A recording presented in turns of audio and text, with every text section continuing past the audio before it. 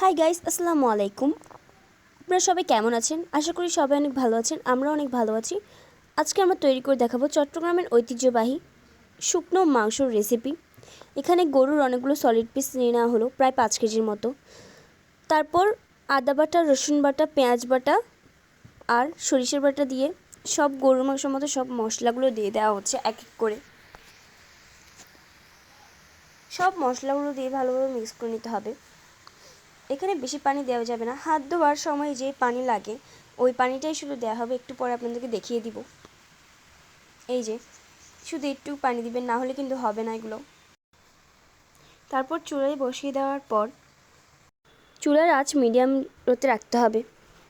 মাংসগুলো সিদ্ধ হয়ে গেলে পানিগুলো একদম শুকিয়ে ফেলতে হবে। এভাবে একটু ঘন ঘন নাড়াচাড়া করতে হবে যাতে ভালোভাবে শুকিয়ে যায়।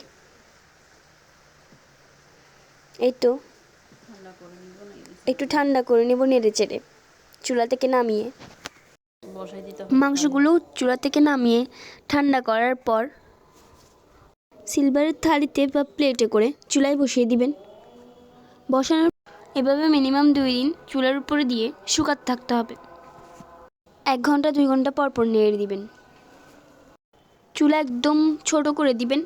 একটা তাওয়া বসাবেন, তারপর তাওয়ার উপরে এই থালিটা বসাবেন। কিছুই করতে হবে না, এইভাবেই কৌটায় ভরে রেখে দিতে পারবেন। 1 বছর রাখলেও কোনো সমস্যা হবে না। এই যে দেখুন, একদম শুকিয়ে ফেলতে হবে।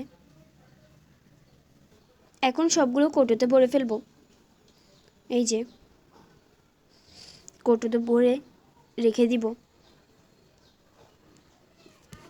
যখন খেতে ইচ্ছা করবে তখন ওখান থেকে নিয়ে তেলে ভেজে খেয়ে ফেলতে পারবেন। এই যে সবগুলো নিয়ে নিলাম। খাওয়ার আগে আপনারা এভাবে কেটে নেবেন এক এক করে সবগুলোকে। এগুলো আপনারা নেহারির ঝোল, পাতলা ডাল, পান্তা ভাত এবং চট্টগ্রামের ঐতিহাসিক টক ডাল, লেবুর কাজি যাকে বলে, এগুলো সব কিছুর সাথে খেতে পারবেন। অনেক মজা লাগবে। সাথে যদি আলু ভর্তা হয় তাতে অনেক অনেক বেশি ভালো লাগবে।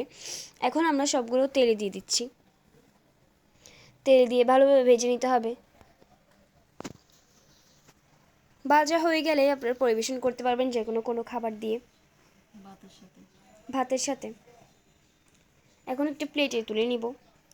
হঠাৎ বাসায় কোনো মেহমান আসলে অথবা খাওয়ার জন্য কিছু না থাকলে এটা খেতে পারবেন। দেখুন গ্যাস কত সুন্দর লাগছে ভাজার পর। দেখতে যেমন সুন্দর, খেতেও তেমন সুস্বাদু হয় এটি। এখন সবার বাসায় মোটামুটি মাংস আছে, তো আর দেরি কিসের? এটি বাসায় ট্রাই করে দেখুন সবাই, দেখবেন অনেক বেশি ভালো লাগবে। দেখা হচ্ছে নতুন কোনো ভিডিওতে। Bye bye.